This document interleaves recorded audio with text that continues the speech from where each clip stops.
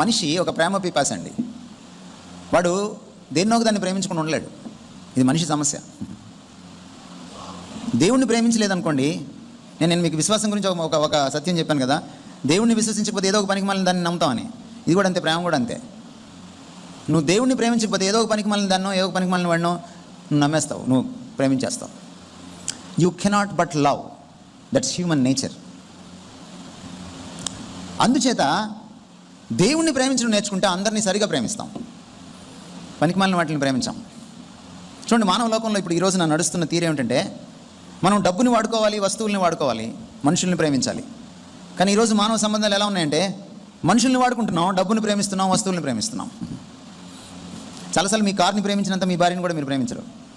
చాలామంది భార్యలు వాళ్ళ ఇంట్లో కుక్క పిల్లని ప్రేమించినంత వాళ్ళ ఆయన్ని ప్రేమించరు. చాలామంది భార్యలు వాళ్ళ పట్టు చీరని ప్రేమించినంత వాళ్ళ ఆవిడని ప్రేమించరు.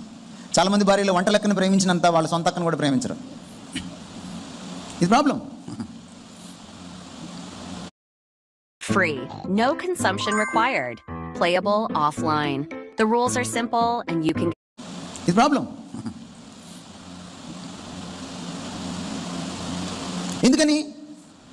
ఎందుకు భర్తలు భార్యలను ప్రేమించలేకపోతున్నారు, భార్యలు భర్తలను ప్రేమించలేకపోతున్నారు?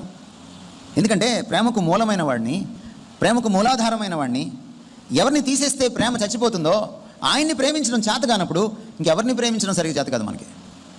అందుకనే ప్రేమలో ఒక ఉన్మాదం వచ్చి పడింది. ఇప్పుడు ప్రేమోన్మాదం అనేది భాషాపరంగా సరి అయిన సమాసమేమో కానీ, అది దుస్సమాసం కాకపోవచ్చేమో కానీ ప్రేమలో ఉన్మాదం ఉండదు. వాస్తవికంగా ఆలోచించినప్పుడు ప్రేమకి ఉన్మాదానికి పడదు.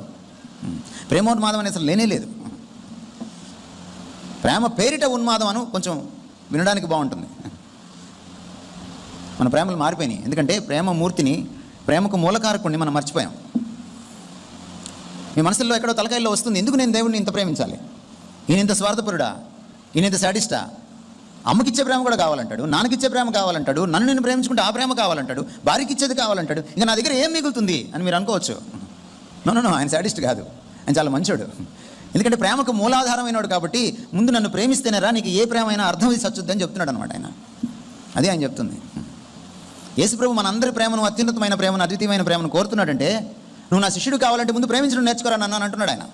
ఎందుకంటున్నాడంటే, అక్క కంటే, అక్క చెల్లెండ్ర కంటే, అన్నదమ్ముల కంటే ఎక్కువ నన్ను ఎందుకు ప్రేమించమంటాడంటే, నన్ను ప్రేమిస్తేనే నువ్వు వాళ్ళని సరిగా ప్రేమించగలవని. అమ్మా నాన్న కంటే ఎక్కువ నన్ను ఎందుకు ప్రేమించమంటాడంటే, నన్ను ప్రేమిస్తేనే నువ్వు వాళ్ళని సరిగా ప్రేమించగలవని. నీ బిడ్డల కంటే ఎక్కువ నన్ను ఎందుకు ప్రేమించమంటాడంటే, నువ్వు నన్ను ప్రేమిస్తేనే నువ్వు వాళ్ళని సరిగా ప్రేమించగలవని.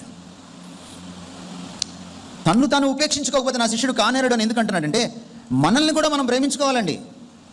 ఎప్పుడైతే మనల్ని మనం ప్రేమించుకోవడం జీరో అవుతుందో మీకు ఒకటే మిగులుతుంది, ఆత్మహత్య.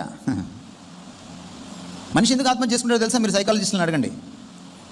When he loves himself zero, he commits suicide.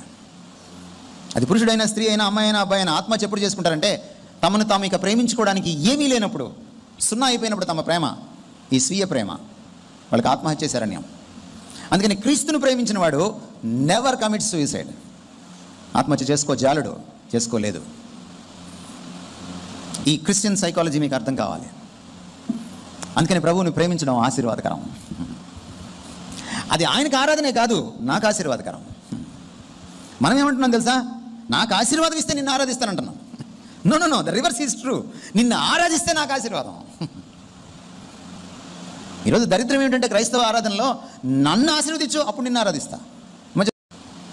ఆయన ఆశీర్వదించకపోతే, మేలు చేయకపోతే నువ్వు ఆరాధించవా? నిన్న నేను చెప్పాను మీకు, హబక్కూకు ఎట్లా ఆరాధించాడు.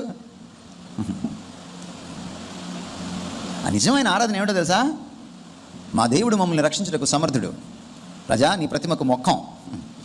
ఒకవేళ మా దేవుడు మమ్మల్ని రక్షించకపోయినను మేము ఆయన్నే ఆరాధిస్తాం, నిన్ను పూజించాం, ఆయన్నే పూజిస్తాం. దిస్ ఈజ్ ఆరాధన. మీ పాటల్ని తిరగరాసుకోండి.